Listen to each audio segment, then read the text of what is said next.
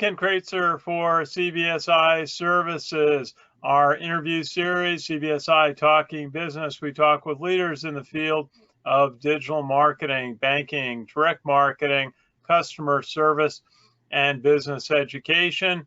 And all to highlight the great work of our team. We're based in Harrison, New York. We provide insurance-based benefits to the payments industry, and our team has been working from home, taking care of our clients and their customers all year, doing a great job. Now, today we have a chance to talk with one of our friends that we know from the PACE Professional Association for Customer Engagement Trade Organization, and that is Fred Shadding. He is the founder and chief advisor of the Call Center Source based in the Washington, D.C. area. And he's going to tell us a little bit about how contact centers have had to adapt during the pandemic. Fred, how are you today? Oh, I'm doing great, Ken. Thanks for having me. Pleasure. Good to talk with you today. Well, why don't you just, if you would, tell us a little bit about what the last year has been for you working with your clients as they've had to really adapt. And the contact center industry has been one of the areas that really has had increased activity during the year, but also had to deal with a shift in many cases to have their representatives work from home. How is it? What was the last year like for you? One word: pivoting. It was certainly a dynamic change. We saw, as you mentioned, a ton of activity, both from captive centers, organizations that run their own call centers, as well as outsourcers who support them in terms of the shift in moving operations offshore. Moving operations home, as well as moving operations in outsourced environments, where believe it or not, many cases, some of those organizations were just not prepared to handle that reaccommodation of work at home. So the latter option of taking it to a service provider was put in place. And so I saw a lot of my activity engaged in that, a lot of hair on fire calls. We need help. Fourth quarter is approaching. We typically ramp internally, to 2 to 3x our volume to support this. And we're just getting used to this work at home thing. We don't know how to recruit, train, manage, monitor quality. Can you get somebody to help us? So you got a lot of that, and you saw a lot of growth in the contact center environment from an outsource perspective because of some of that. And then additionally, what these kind of pandemic, disaster situations provoke is creativity and innovation. And so many of the naysayers, and I would say, I've been in this industry for over 20 years now, and work at home technology and work at home, the work at home model has been in play, implemented solidly for at least the last 15 years. Many organizations have not bought into it because of the fact that they can't see it, they can't feel it, they can't touch it. There's certainly security concerns with that. What if, my cousin who just got out just came home and looks over my shoulder while I'm handling a credit card? These are all real concerns that folks have. So it was not necessarily something that folks adopted to in a way. But guess what? Pandemic hits, stores are closed, buildings are closed, you can't go anywhere. It provoked that necessity. And those that had bought into the technology or had the capability, mainly with cloud platforms and things of that nature, where you can deploy, dummy phones very quickly, or, terminal emulation very quickly at home, were able to pivot very quickly. And those that did not necessarily have that technology, either had to ramp up really quick, invest real quick, learn real quick, or find a partner to help them in the interim, and in many cases at this point, longer term. So it was a very, very interesting year, very busy. I'm grateful for the opportunities that it brought me, albeit the challenge of the social situation that it implemented, certainly that we're still dealing with. was not so positive. I think the contact center industry certainly made it through. Again, it just shined a light on the value of remote operations management, and how outsourcing is one of those things that is that anyway, whether or not it's outsourcing to a brick and mortar center. When you're still a client, you're still monitoring that outsourced center, even if they're brick and mortar remotely. And so now you're doing it remotely and everybody's at home and it looks like they're all in one call center because of the technology. It shows agents as if they're all together. So, we definitely had a very busy year and it was exciting. And this year is calmed down a little bit, but there's still a lot of activity in terms of right sizing technology and platforms. And I think that will certainly continue. That's right. Now, we heard actually we were on the American Banker Digital Banking webinar a couple of weeks ago, and they were talking about the necessity of using contact center representatives working from home, but a lot of practical challenges. Whose equipment would they use? Would they use their own, or would they use that provided by the contact center? Using the cloud, using data security concerns, and using a home router and Wi-Fi. And now the thought about the shift, you're going to try to, in some cases, have to decide whether you want the workers to come back to work in the office. What were some of the practical challenges that you were able to that you faced and had to help solve for your clients? Yeah, well, one of the big challenges when people were forced to work at home was the assumption that people had the capability to work from home. We're talking, let's face it, in a lot of cases, the contact center agent is a skilled employee. I wouldn't say, in certain instances, a highly skilled, like a master of engineering employee. And, the resources that they have when they leave the office are not necessarily the same as if it was a, highly skilled professional. So the biggest assumption that they had to overcome was everybody had a PC at home. Everybody had a laptop at home. Everybody had strong internet in their environment. And in some cases, there were shared internet at the apartment complex, the free Wi-Fi that they had, and that just wasn't going to work, because you need to have secure, a secure connection, particularly if you're dealing with banking or insurance or any of these industries that require, kind of that SOC 2, that ISO data security, compliance. So outside of taking them home, now we had to, find ways, and the clients had to find ways to equip their employees. So I had, one client in particular, he drop shipped, laptops, and he had a rotation of IT professionals go to each person's, home to set those things up. Some companies were swift with it. They were able to basically, just take the laptop, take the terminals right off the desk in the contact center when it was shut down, and take it to their homes and deploy it. Some people were just buying, PCs and, internet nodes, Wi-Fi nodes, or whatever it would be. So that was one of the early challenges, is that now that they're home, how can we get them to work effectively? And now that we've got them to work effectively, and in collaboration with that was the data security element. You could be PCI, certified and ISO certified and HIPAA certified inside your own contact center. That sets the protocol and that sets the outline as to how you go about, those security certifications. But now you have to re-penetration test. Let's say you have a 300 agent call center. Now you got to penetrate. You have to do all those certifications, in 300 different locations time and time again to ensure that, those environments are in fact safe. So there was additional resource constraints in that. There were additional tasks and protocols that had to be put in place for work at home. Certainly technology took a lot out of that because, you can still monitor like you would in the contact center. But the biggest thing was making sure that those environments were actually secure. that they weren't riding on free Wi-Fi where somebody from some, nefarious organization or country can just tap in now. These are real concerns.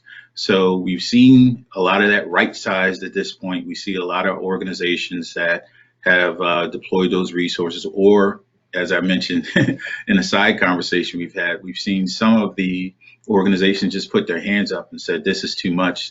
Fred, help me find a partner, and I need to just outsource this, because ongoing, I don't see this as something that we can continue to do, at least for the period of time we're still in this hybrid or 100% remote agent model. We need to find someone where this is what they do, and they've got, the resources to put that in place. So that's kind of what we're seeing as the ongoing challenges. Folks definitely want to come back into the work environment, that being kind of management, because they've obviously got resources, they've got buildings they're still paying on, they've got all these other things. So I think there's some selfishness there in that reasoning, but then there's also the agent and employee population that says, hey, it's pretty cool. I can take my kids for a walk, my dog for a walk. And so, it's still too early to call to say whether or not work from home,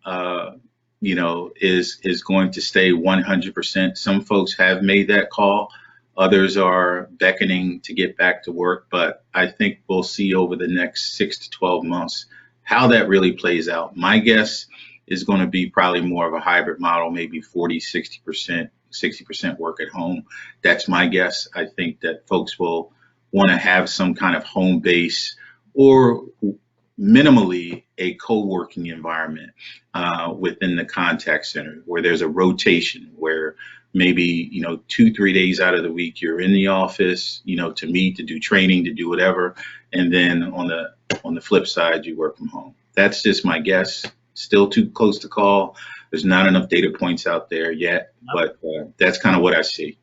Going to be a lot of experimenting. Now, another point that came up in the American Banker Digital Banking Conference was maybe you need to treat taking credit card numbers or other kind of very sensitive data through some other means than voice to a representative working from home, and that the call might shift to some screen separate that could take down something like a credit card number. Is that something that you saw in practice at any of your clients? Yeah, it's in practice today. I think perhaps not knowing what was the context of that conference, they were talking maybe about things in the future that can be more of permanence, because not everybody is doing it, but there is technology today, particularly with retailers and folks who do credit card transactions, where the agent will be on the phone and I want to place your order in a second, Mr. Caller. What I need you to do is enter in your credit card information into the phone. And then that way, during that call, the credit card information, the CVV number, the information that they're requesting is not recorded.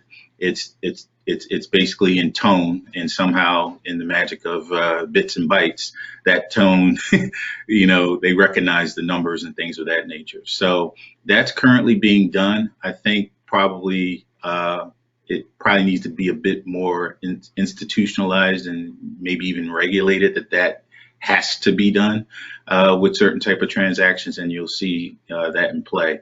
But that's one of the security concerns that has definitely taken place, and I do know multiple work at home companies that do practice that because of that concern with security, that they do that type of thing. Well, I guess one of the other questions that came up, a couple of banking organizations talked about, were using different types of technology, artificial intelligence, and also chatbots. And there was a speaker from Bank of America who talked about the Erica virtual assistant, which had helped 20 million customers, and they were pretty proud of that. I've seen mixed performance, I would say, on chatbots. Some are better than others. Some are better set up. What are some of the technology elements like that you see working that help an organization defer some of the call volume from live representatives to being able to handle things like frequently asked questions on some kind of a virtual basis? Yeah, the observations that I could give you are that for those functions that are more routine in nature, the chatbot, the AI technology works very well.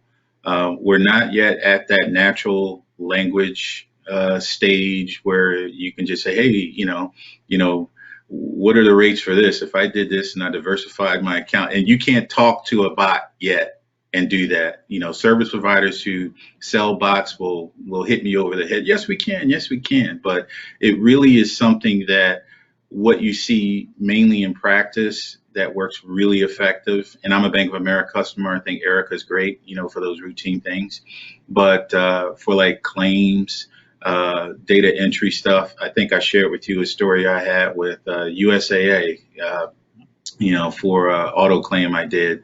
And I probably say 60% of the claim was done via self-service tool on my cell phone, and it was phenomenal. I mean, because this is the information you'd be on the phone with somebody and just giving, and it's just general information about when, where, how. I could even submit the pictures, via the tool, and I thought it was just fantastic. And then obviously, on the back end, that's when the typical contact center response, happens. Like somebody has to call me to verify the claim and what's going to happen next and get the adjuster out. I expect that. But the typical routine data entry functions that you see, in financial services or perhaps even retail, it's like you could talk to a bot and say, I live in zip code 20770. That's my zip code. What are the nearest stores to me? These are the things that you can do a data search, a lookup, and they can spit that thing out and give you the information you need in that regard. But as long as you keep it, at least right now, simple or moderate in terms of the functionality, I think the customer experience won't wane. When you set the expectation that you can do natural language talk, conversation, and the person will get it, and they start kicking back, responses like, we have that color in red when you asked about something totally different. That's when you start to diminish the customer experience. So as long as it's, I would say, simple to moderate, routine functionality, you're going to have, I think positive results. And then the really smart people behind the scenes at these AI companies are working every day, I'm sure, hard to bring that more natural language thought and machine learning, as they say, into play, as the data points start to evolve. Absolutely. A lot of advancement in that field. This morning, I was on a webinar from the U.S. Chamber of Commerce, and one of their guests was actually the president of Colombia. And one of the things he talked about was trying to attract nearshoring, which has been basically bringing organizations like contact centers to countries in Central America, and he was really talking that up, trying to attract U.S. companies versus places perhaps in more distant areas of the world, Asia perhaps, or other areas that have had attracted contact centers. I know you've got experience in 15 countries. What's your thought about that?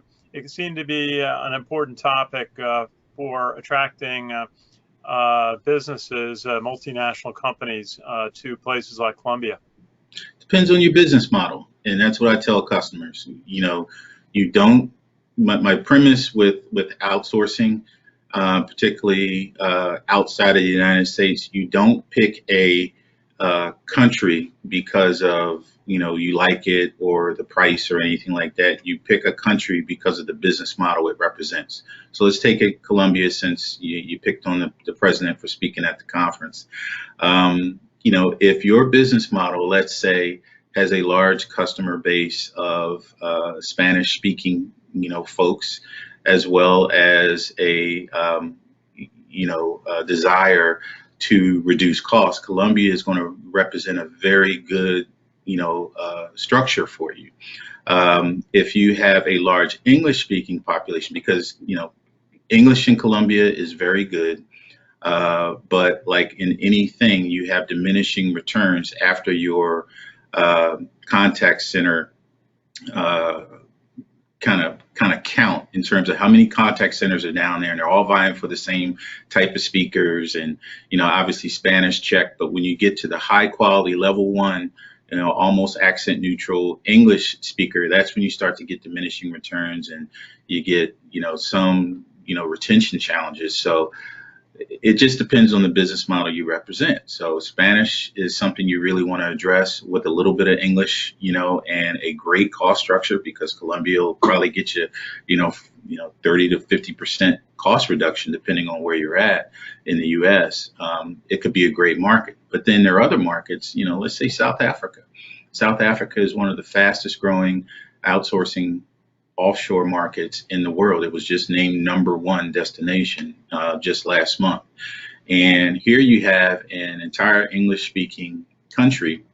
I liken it to a cocktail of British and Australian dialect that's somewhat pleasing to an American customer. And you also have a very scalable infrastructure where only in the last 10 years have you really start to see movement of American companies to South Africa, because their cost structure changed after the World Cup was there, and they were left with that huge infrastructure that they put in for the bandwidth of the media. And so now they have very similar pricing to India, Philippines, Colombia, Mexico, and now they're in the market where they have excellent English. So in that business model, if you're looking for scale, if you're looking for great English quality, and a couple languages you can certainly get there, German, Italian, because of some of the presence over the decades of immigrants there, that may be a market for you. So it really depends on your business model. And when I consult with clients, that's #1. What are we trying to do? Are we looking for cost savings? Are you looking for quality English? Are you looking for quality Spanish? Are you looking for a mix of different, European languages? Let's start there. And then we can come up with the region that we want to look at. And then I can put you in touch with, the right type of vendor, depending on the size of program that you're looking for. Because some vendors, they don't want to work with 2 small programs. Some vendors can't handle 2 big programs. So it just starts with that conversation of what is the business model, and is this the right fit for you? God bless Colombia and their president. Great country. I've been there, multiple times. I love it, but it's not always going to be a fit for everyone. You just have to understand what you're trying to do, and if this is the right country to make it happen. Absolutely. I was thinking your comment about the contact centers have followed where there have been international sporting events. It used to be a contact center followed where there were big U.S. military bases, because they would have advanced telecom capabilities near the base. Hey, Fred Shadding, this has been great. Now let's maybe finish up with maybe talk a little bit about your company and the kind of services you offer to your clients. Yeah, absolutely. So the call center source, we do primarily, one thing, and that is to help our clients get through the noise of the BPO environment, the service provider environment, the outsourcing, both domestic, nearshore, and offshore world. We work with clients who are looking to outsource. Typically, it falls into 1 of 3 buckets. They currently have a center internally and are looking to augment that. They're experiencing growth that they may or may not be able to handle. And so they're looking for a partner to help offset that.